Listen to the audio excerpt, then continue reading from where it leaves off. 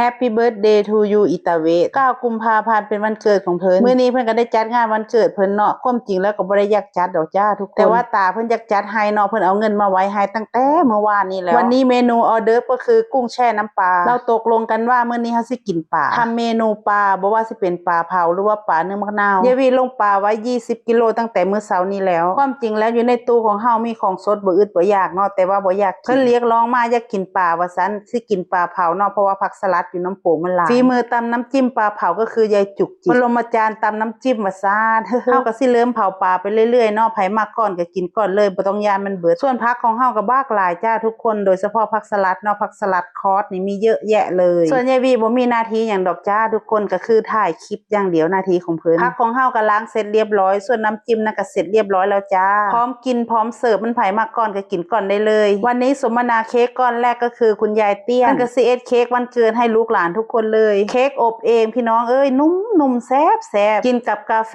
อร่อยมากส่วนคุณตาเหรียญก็สมนาเงินสดมาตั้งแต่เมื่อวานนี้แล้วปลาเผา2 ตัวแรกสุกเรียบร้อยแล้วพร้อมเสิร์ฟเจ้าของวันเกิดก็คืออิตาเวสคนเอ็ดให้กินก็คืออิตาเวสคือเก่านั่นแหละจ้าเราเอ็ดไว้เอ็ดแซ่บนะจ้าทุกคนก็เลยให้เราเอ็ดซะอีกอย่างนึงเราบ่ต้องให้ไผยุ่งนำเนาะเมนู 2-3 เมนูนี้เราบอกว่าจิบเห็นกุ้งแช่น้ำปลาเป็นตะแซ่บยายวีก็เลยขอซิมจักตัวในเด้อส่วนกุ้งแช่น้ำปลานี่ก็มีตลอดจ้าทุกคนมีเป็น10 กิโลเลยกินหมดแล้วก็แกะมาใส่อีกพอดีได้มากอันนี้มากอีหยังก็เอิ้นก็บ่ถึกดอกยายวีก็เลยซิมเบิ่งเนาะแต่ว่ารสชาติมันแซ่บบ่คืนแสดงว่าเพิ่นปลูกในน้ำเนาะมันก็เลยบ่คืนเพราะว่าอยู่น้ำริมโขงเพิ่นก็ปลูกคือกันแต่ว่ารสชาติมันบ่เป็นแบบสีรสชาติที่ปลูกตามริมโขงมันจะออกเป็นแบบคืนหึ่นอีหยังประมาณนี้นะทุกคนยายวีก็บอกบ่ถึกเนาะมื้อนี้น้องสาวกับน้องเขยเพิ่นก็มาจากสกลพูนมารวมงานวันเกิดอายเพิ่นนำอันนี้ก็เพื่อนของเพิ่นเนาะมาพร้อมกับขวด 5-6 ขวดของขวัญวันเกิดว่าซั่นยายวีคิดว่าของขวัญวันเกิดอิตาเวก็น่าสิเป็นลักษณะนี้เลยเบิดเจ้าของเพิ่นก็ยิ้มแป้นมาเอ็ดปลาอีกแล้วปลามันเบิดจ้าทุกคนว่าสิกินเมนู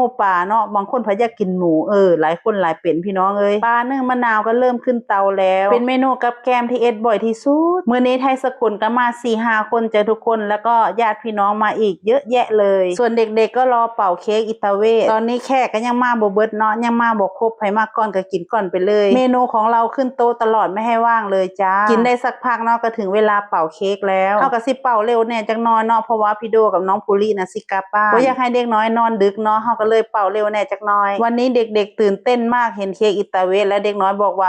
อยากกินอิตาเวสขนาดเด็กน้อย3 คนก็เตรียมตัวเป่าเค้กเหมือนเดิมจ้าทุกคนจุด3 ครั้งเหมือนเดิมมี3 คนก็ต้องเป่า3 เทื่อมันจังสิแล้วเนาะกำลังจะเป่าเค้กของขวัญวันเกิดมาอีกแล้วของขวัญวันเกิดบ่มีหยังดอกพี่น้องเอ้ยมีอย่างเดียวนั่นแหละสมนาคุณจากป้าใหญ่จ้าป้าละพีวันนี้อิตาเวสเราก็ได้หลายขวดแล้วจ้าทุกคนนี่มาอีกแล้ว1 ขวดอันนี้ก็สมนาคุณจากลุงเขยใหญ่เสร็จจากรับของขวัญแล้วเฮาก็สิมาเป่าเค้กเด้บัดนี้สมนาคุณเค้กก็คือน้องสาวของเพิ่นเนาะน้องสาวของเพิ่นสั่งทำเค้กมาให้อยู่สกลพุ่นว่าสิมาเซอร์ไพรส์อายผัดหูก่อนอ้าวเด็กๆตอนนี้ใจจดใจจ่ออยากเป่าเค้กมากเด็กๆร้องเพลงอวยพรวันเกิดให้กับตาเวทโดยเฉพาะบักน้อยๆอันนั้นจ้องขนาดเลยจ้าทุกคนพยันเป่าเทียนบ่ทันหมู่เด็กน้อยเพิ่นก็มักแย่งกันเป่าเทียนขนาดเนาะแต่ว่ากินนี่หันบ่เท่าใดกินเค้กนี่บ่เคยเบิดก่อนจักเทื่ออ้าวถึงเวลาเป่าแล้วเอาเป่